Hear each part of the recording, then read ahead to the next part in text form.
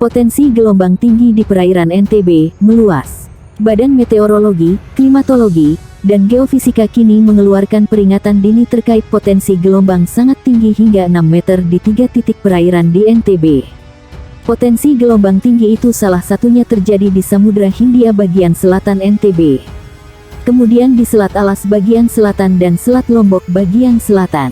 3 titik perairan itu berpotensi gelombang yang sangat tinggi di kisaran 4 hingga 6 meter, ungkap Prakirawan BMKG NTB, Nur Siti Zulaicah. Zulaicah menjelaskan, selain 3 titik perairan tersebut, gelombang setinggi 2,5 sampai 4 meter berpeluang menghampiri perairan Sape bagian selatan. Kemudian potensi gelombang 1,25 hingga 2,5 meter berpeluang terjadi di perairan utara Sumbawa, Selat Alas bagian utara, dan Selat Lombok bagian utara. Warga yang ada di pesisir pantai wilayah NTB agar tetap waspada terhadap dampak gelombang, jelasnya. Dia juga meminta para nelayan dan nahkoda mewaspadai peluang munculnya gelombang tinggi serta angin dengan kecepatan 21 knot lebih di perairan NTB. Menurutnya, kondisi itu berisiko terhadap keselamatan perahu nelayan. Tetap jaga keselamatan berlayar, imbaunya.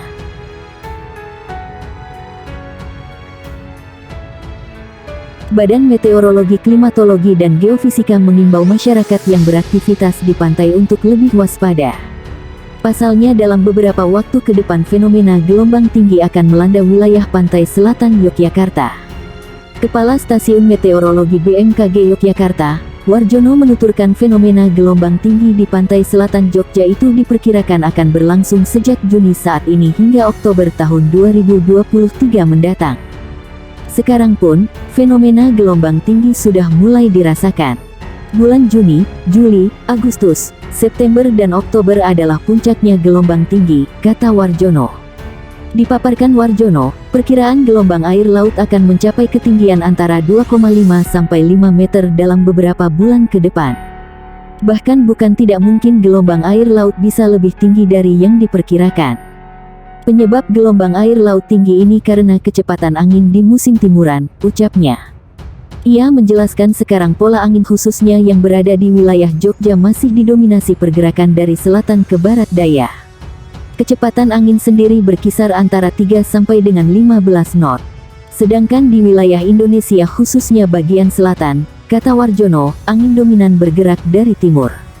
Lalu menuju tenggara dengan kecepatan angin berkisar 5 hingga 20 knot. Berdasarkan pantauan BMKG, kecepatan angin tertinggi terpantau ada di perairan selatan Pulau Jawa, Laut Jawa, Selat Makassar bagian selatan, Laut Banda serta Laut Arafuru. Masyarakat diminta tidak perlu panik dengan kondisi saat ini. BMKG mengimbau masyarakat pesisir termasuk wisatawan untuk meningkatkan kewaspadaan saat beraktivitas di pantai.